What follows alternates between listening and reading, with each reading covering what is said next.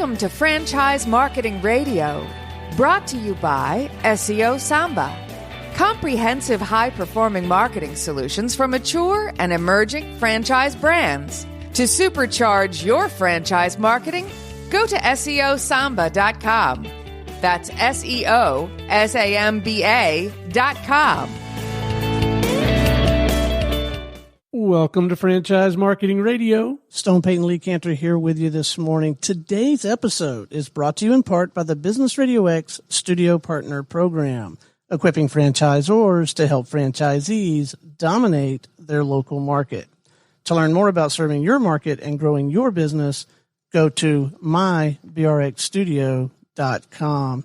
Lee, this is going to be a fantastic segment. Please join me in welcoming to the broadcast President of Gotcha Covered Franchising, LLC, Mr.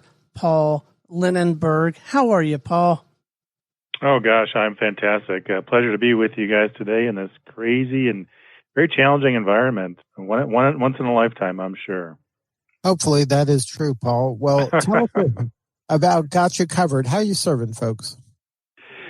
Well, sure. So our franchise owners sell custom window treatments, blinds, shutters, and shades to homeowners and businesses in their area. And most of our folks are home-based, although we do have some that do have retail storefronts. So this has really changed how we do things substantially, at least in the short term, by kind of compelling us to move to what we're calling, and many others are calling, virtual consultations.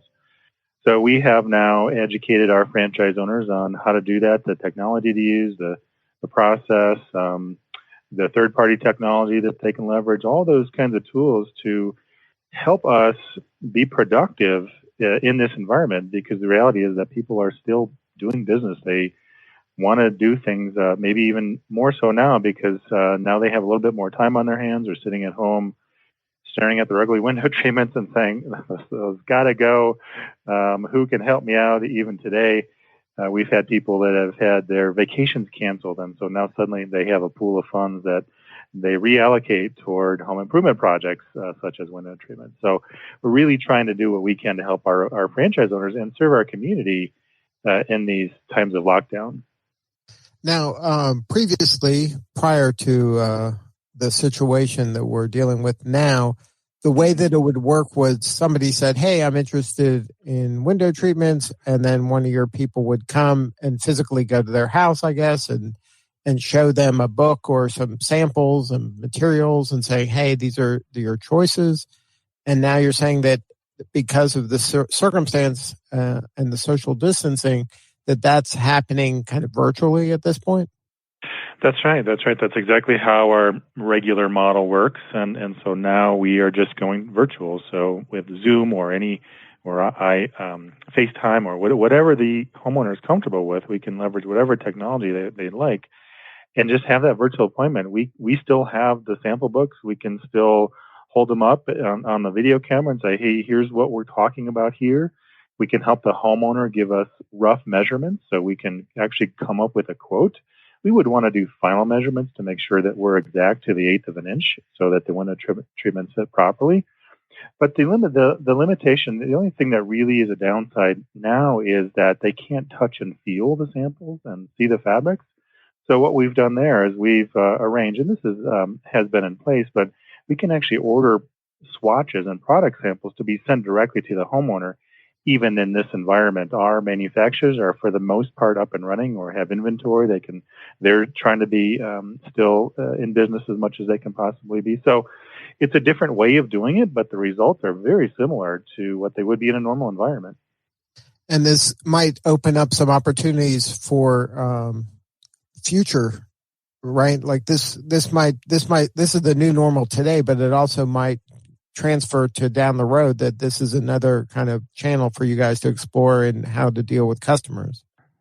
Yeah, for sure. We do see this as a silver lining in the application for this. I think that still most people would want to have that touch feel and look into the eyes of the person that's going to provide them service and products. But there's going to be situations, and maybe you're across town and there's a lot of traffic, or the child falls ill that day, and so you know, instead of canceling that appointment, hey, let's just switch to a virtual consultation, we can make progress.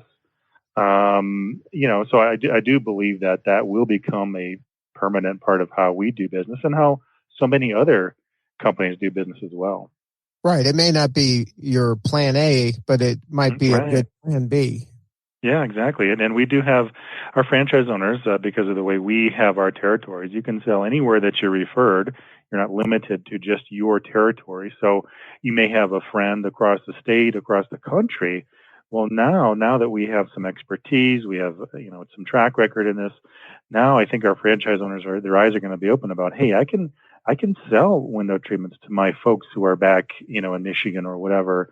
And it can really turn out very well. So yeah, another sort of opportunity has exposed itself in all this turmoil.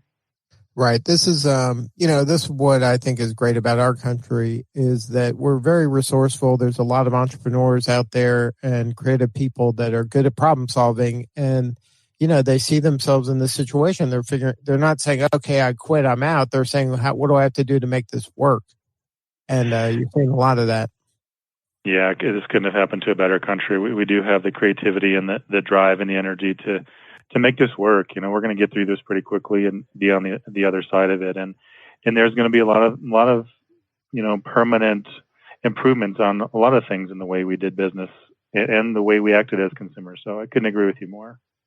Now, we've been having the privilege to speak to a lot of other business people and a lot of franchisors out there.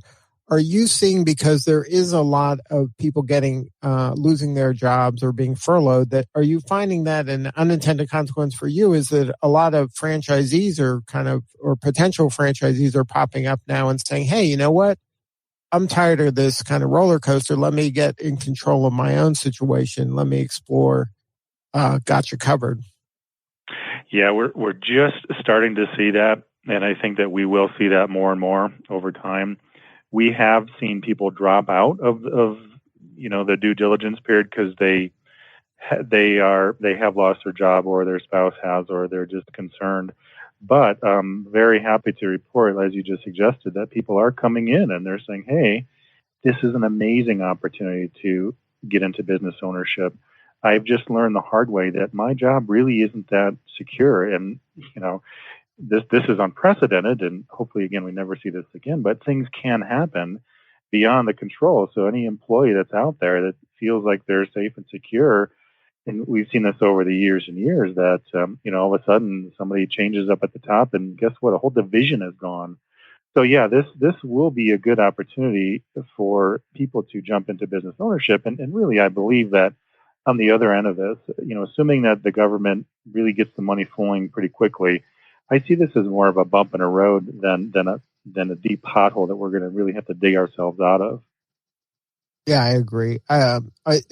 What does the ideal franchisee look like? What's a good fit for your system? Yeah, gosh, we say that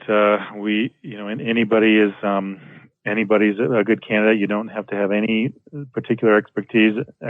I think the two sort of stereotypes is that you need to be a designer or you need to be handy with a hammer, and neither one of those are true. So we literally have people that have been homemakers. We have teachers, Wall Street people, mid-level executives.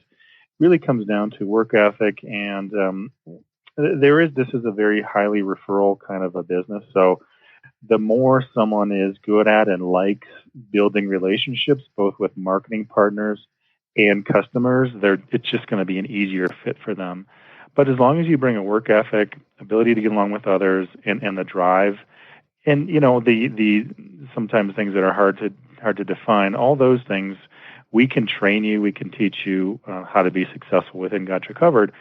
We're equally split. We're about half male, about half female. About 40% of our owners are spouses, so partners, husbands and wives, who have, the typical profile is that one of them has the kids are gone, or for whatever reason life changes, and now they say that they're ready to start the new business. So the one spouse is working, the other spouse comes and joins the business. And then after they're up and running for a little bit, then the spouse that was working is usually really, really excited to leave their job and to join their spouse working in the business, then it becomes typically a husband and wife scenario that works really, really well. It's a great income business, but it's a great lifestyle business as well. Right, because I would imagine there's a lot of flexibility with this franchise. Very much, yeah.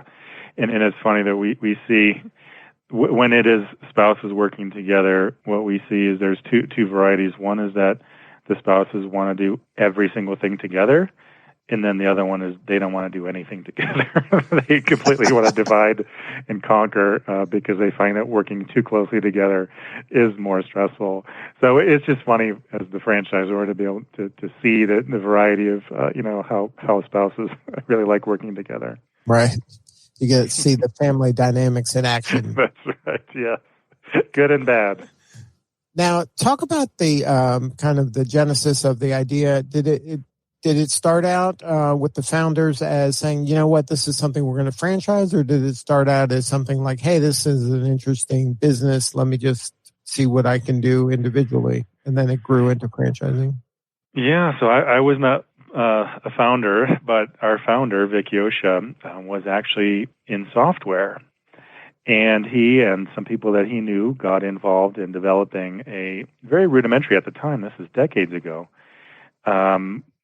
window treatment design software program. And they built it up and they, tried to sell it to the trade. And eventually it dawned on them that, hey, we have something pretty cool here. We can franchise around this, make this our point of separation. So we've really always had technology in our DNA, and you can see from our annual investment, but also in the platform that we've developed to help our franchise owners. We started out calling it a CRM, but now it's so much more. We just renamed it. We now call it Gotcha Linked, but it's a CRM. It's lead management. It's quoting. It's proposing. It's integration with QuickBooks. We're pulling leads into it. All kinds of stuff. And one of the things we just did in response to this current situation in the virtual consultations is we plugged in a sales design tool that we had also built alongside, and now our franchise owners can send this virtual sales tool to their homeowners virtually, so that homeowner can get a link and they can go online. They can look at hundreds of great-looking photos of window treatments. They can sort by design, style, and product and room, and they can save their favorites, and then those favorites go back to the franchise owner so they understand and can see what that homeowner is interested in, so that when they have that appointment, they have a really good place to start. They can say, hey, I can tell that you like shutters, for example, so let's start there. So we've really tried to, it's been all hands on deck. We've shifted away from our normal priorities, trying to balance, hey, let's try to do business as usual as much as we can, but where we should and where we have to, let's pivot and let's break away from our development path, our technology development path, and let's focus on those things that we can adopt and get out into our franchise owners very quickly and inexpensively, so that actually has an impact in their businesses right now. And so that's kind of been the focus for the last several weeks. So now, how are you kind of helping the franchisee deal with the stress of this? For a lot of these franchisees, they haven't been business owners during this crisis. They've been maybe employees in another organization, but they haven't been kind of the one that's responsible. How do you kind of counsel, or are you doing kind of regular check-ins, or they're more kind of office hoursy like calls where people can kind of share what's going on in their market and share some best practices, but just to help them kind of mentally stay strong? How are you helping from a leadership? Yeah. Well, we have the, I don't know if it's an advantage of having been through the Great Recession of 2008, and that was a dreadful time, and it was a time of diminishment in all our business and so many others. So we've seen this before, and we've communicated that to our franchise owners, and it's been just a constant stream of communication to let them know that we understand what this is. We've seen it before. Here's what we're doing. Here's some positive things. We want to balance between being empathetic and positive. We don't want to overact. We don't want to underact. So shifting our resources into not just the technology, but the marketing, getting more Facebook resources in their hands very quickly, more product information. We're doing, for example, a webinar next week about how to take great pictures with your cell phone. And we have put aside a pool of funds that is going to, we call it a stimulus package for lack of a better term. And that is a pool we've set aside to help our owners who are struggling, those that have already been struggling more than others, those that are just new in the business, those that haven't really been able to build up the reserves and a strong business yet. And we're sort of allowing them to apply for funds from this pool that will defer their royalties down the road so that we can all get through this.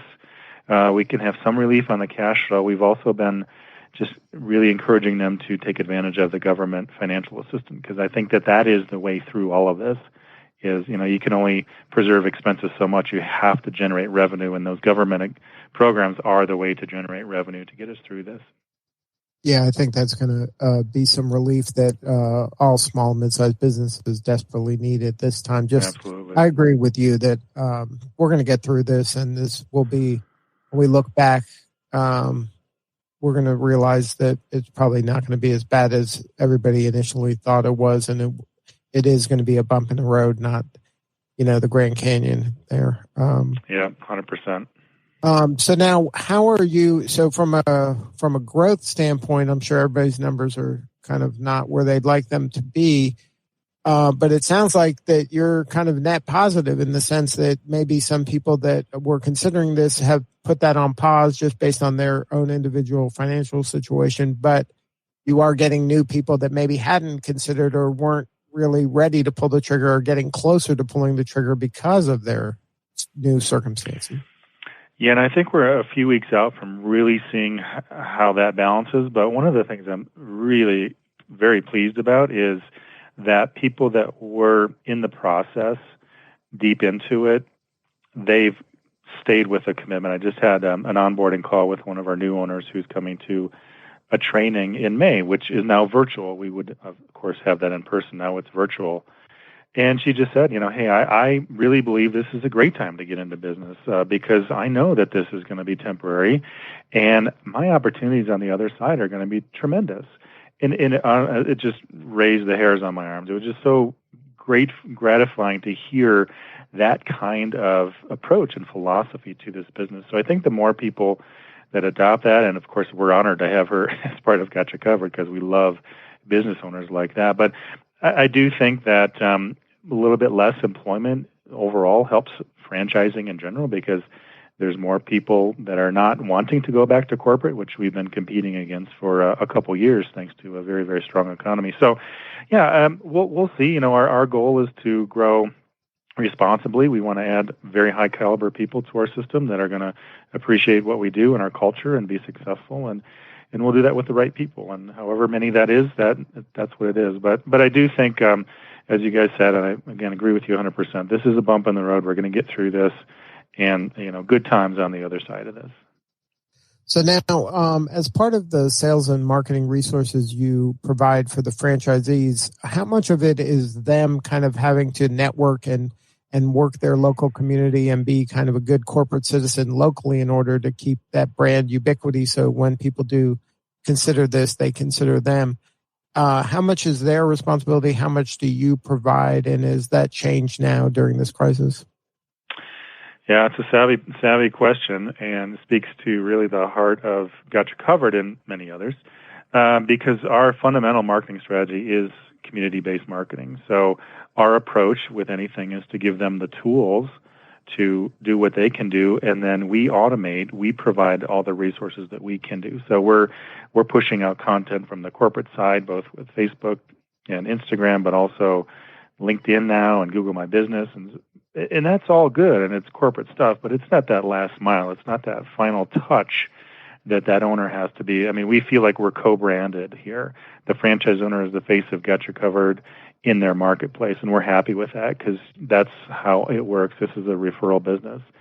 So what we do is we provide them training. We show them, hey, you have to do this, but here's how to do that, and here are the tools and resources. We've laid them out for your posting. Go here, grab this. Go here, grab a picture, and bam, you have that's your posting. So it is really a very integrated approach that has to come from both corporate and the franchise owners. And of course, they can't be out in the community.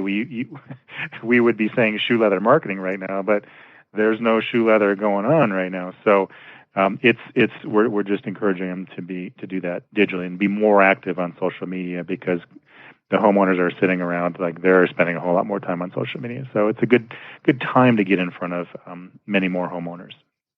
Now, if somebody wanted to learn more and have a more substantive conversation, is there a website for potential franchisees and or consumers that just say it's time to get some new window treatment? Absolutely. And thanks for asking. Yeah, sure. If you're interested in window treatments, it's gotchacovered.com. If you're interested in possibly a franchise or learning more about it, at least, it's gotchacoveredfranchising.com. Again, gotchacovered.com and gotchacoveredfranchising.com. And just go there, learn all you can, and hit the submit button, and we'll get back to you and start some dialogue and get some information in front of you. Well, Paul, thank you so much for sharing your story, and best of luck in the future. Hey, thanks, Stone. Thanks, Lee. Appreciate you guys. Take care. All right, this is Lee Cantor for Stone Payton. We will see you all next time on Franchise Marketing Radio.